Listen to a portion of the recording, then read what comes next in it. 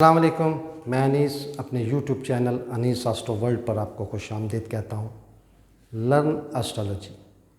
मैंने अपने पिछले लेक्चर में आपको विर्गो असेंडेंट,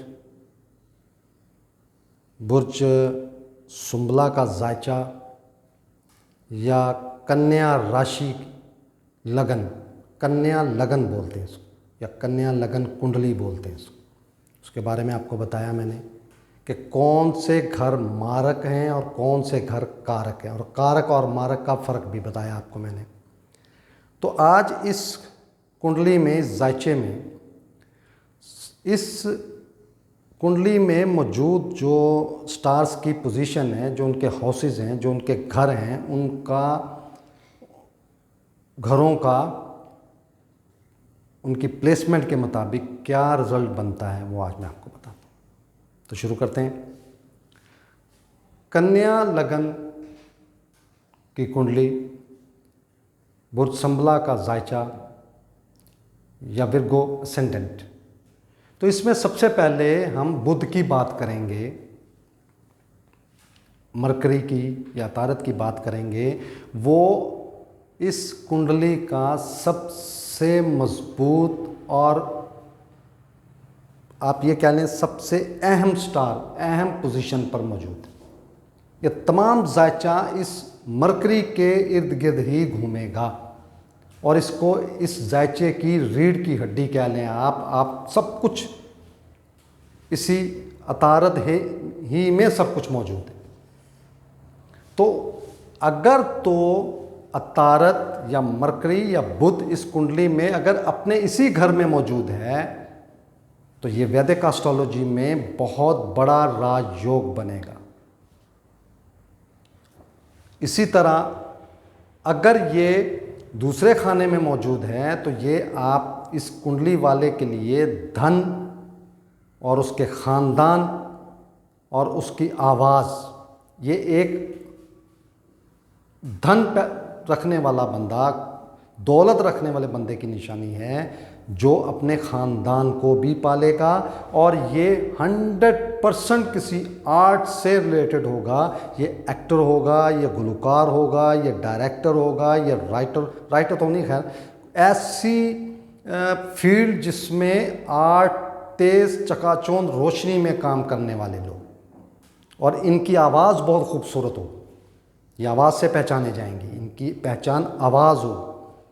तो आज मैं साथ साथ आपको कुंडली पढ़ने का, कुंडली देखने का, जायचा पढ़ने का, देखने का तरीका भी साथ साथ बता रहा हूँ। कारक मारक के अलावा ये अलहदा से लेक्चर होने थे, लेकिन मैं इसको इसके साथ ही अटैच कर रहा हूँ ताकि कम से कम वक्त में आप ज़्यादा से ज़्यादा सीख सकें। तो इसी तरह यही अतारद, यही बुध अगर चौथे घर में होगा तो ये सुख हासिल करेगा, ये अपने घर बनाएगा, ये अपनी सवारियों में इजाफ़ा करेगा और इसकी इज़्ज़त में भी इजाफ़ा होगा। ये अपनी वालदा के साथ बहुत अटैच होगा, जान होगी इसकी अपनी वालदा के, अपनी माँ के साथ। इसी तरह अगर पाँचवें घर में होगा तो ये एक इंतहाई पढ़े लिखे आदमी की निशानी है। और अतारत से रिलेटेड, मरकरी, अतारत या बुध से रिलेटेड काम जो हैं, वकील, डॉक्टर, जज, बिजनेसमैन, चार्टर्ड अकाउंटेंट, बैंकर्स, और ऐसी फील्ड जहाँ पे अपनी अकल बुद्धि के साथ, प्लानिंग के साथ अपना फील्ड चूज़ की जाती। तो ये इस घर में बैठने से ये बहुत पढ़ा लिखा बंदा होगा, इंतहाई अक्लमंद और प्लानिंग करने वाला बंदा होगा। इसी तरह अगर ये ज़ोहरा के घर में, जो कि इसका दोस्त, अभी मैंने आपको पिछले लेक्चर में बताया कि ये इसने अपनी दोस्ती निभाते हुए बड़े अहम घर दिया, तो ये एक मुकद्दर का सिकंदर बहुत बड़ा योग बनता है। ये मैं आने वाले लेक्चर्स में आपको बताऊंगा कि ये कौन सा योग। वैदिक एस्ट्रोलॉजी में आपने अक्सर सुना होगा योग्स, तो मैं आने वाले लेक्चर्स में आपको बताऊंगा कि ये बुध अगर अच्छा हो तो ये कौन कौन से योग बनाता है। ये इंशाल्लाह अलहदा से सीरियल, ये अभी मैंने मिक्स कर दिया तो आप पजल हो जाएंगे आप। तो इसी तरह मार्स को देखते हैं। मार्स इस घर में आपकी हिम्मत, हौसला और आपकी कुव्वत को जाहिर कर रहा है और सडनली होने वाले वाक़यात को कर रहा है। ये इस कुंडली में जिस घर में भी जाएगा उस घर में ये दोनों अपने मंसूब साथ शामिल रखेगा। ये अचानक से होने वाले वाक़यात, एक्सीडेंटल मामलात, ये सीक्रेट मामलात, ये ज़िंदगी और मौत के मामलात और सख्त मेहनत के मामलात को ये कुंडली के किसी भी घर में हो, ये उसमें ये चीज़ें अपनी ये अपनी खुसूसियात, इस कुंडली के मुताबिक खुसूसियात को साथ साथ रखेगा। और इस तरह प्रेडिक्शन इस तरह की जाती है। मैं आपको थोड़ा थोड़ा जो है ना हर कुंडली का साथ साथ बताना शुरू किया मैंने आपको। इसी तरह मुश्तरी, गुरु, जुपिटर, ये चौथे और सातवें घर का मालिक है। ये अगर तो अच्छे घरों में मौजूद होगा तो ये ज़बरदस्त योग, इसको अच्छा आदापति योग कहा जाता है। आदापति योग इसको बोला जाता है, मेरे मुंह से अब निकल गया है तो आपको समझ आ गई होगी। लेकिन ये बेहतरीन घरों के मालिक स्टार, ये जहाँ भी जाएगा अपनी पोजीशन, अपनी प्लेसमेंट के मुताबिक अपना रिजल्ट देगा। विनस, जोहरा, शुक्र, ये इस कुंडली में अतारत के बाद सबसे मजबूत तरीन स्टार हो। और जिस इंसान का, जिस भी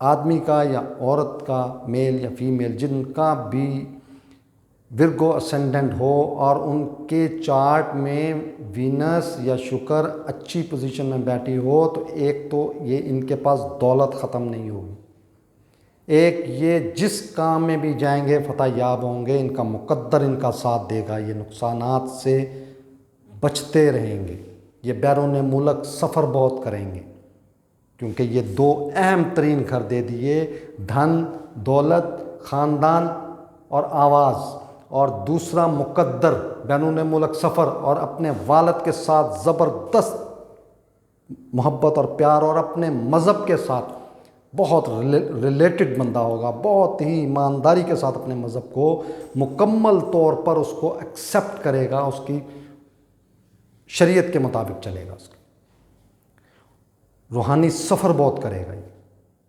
तो ये मैंने आज आपको ये 3-4 स्टार्स की उनकी पोजीशन के मुताबिक। इसी तरह सैटर्न आप देख लें, ये आपके 5वें घर का त्रिकोण का मालिक है। अगर ये केंद्र में बैठ गया तो राजयोग बन गया, ज़बरदस्त रिजल्ट देगा। हालांकि इसको गलत ही कहा जाता है, लेकिन इस कुंडली में ये बहुत आउट क्लास स्टार है, बहुत आउट क्लास पोजीशन पर है। अगर ये केंद्र में बैठ गया या त्रिकोण में बैठ गया तो ये बंदा आहिस्ता आहिस्ता आहिस्ता 0 से स्टार्ट लेगा और 99 नहीं बल्कि 100 को क्रॉस करता हुआ 200, 300, 400 टाइम ये अपनी वर्थ को बढ़ाएगा। ये इंडस्ट्रियलिस्ट, कारखानों के मालिक, बिजनेस के मालिक, बड़े बड़े ताजर, ये उनका चार्ट बनेगा। अगर ये शनि केंद्र के घरों में बैठ गया या फुलफिलमेंट ऑफ डिज़ायर्स या ख्वाहिशात के घर में बैठ गया या दौलत धन के घर में बैठ गया या ये भाग्य में बैठ गया तो ये इंसान बहुत बड़ा बिजनेसमैन होगा, क्योंकि ये स्टार ही बिजनेस से रिलेटेड है। ये कुंडली ही अकल वालों की, कैलकुलेशन करने वालों की कुंडली है। इसी तरह सूरज अगर इस कुंडली में इनके लगन में बैठ गया, इनकी पर्सनालिटी में बैठ गया, तो ये बंदा 100% नेशनलिटी हासिल करेगा। ये जहाँ ये पैदा हुआ वहाँ से बहुत दूर चला जाएगा और अपने मुल्क के अलावा दूसरा पासपोर्ट हासिल कर लेगा। इसको बहुत तकलीफ़ें आएंगी, परेशानियाँ आएंगी, बहुत हर्डल्स आएंगी, लेकिन ये कामयाब हो जाएगा। इसी तरह सूरज अगर चौथे घर में बैठ गया तो तब भी ये बाहर के मुल्क सेटलमेंट की निशानी है कि अपनी नेटिव लैंड, बाहर का स्टार नेटिव लैंड में बैठ गया।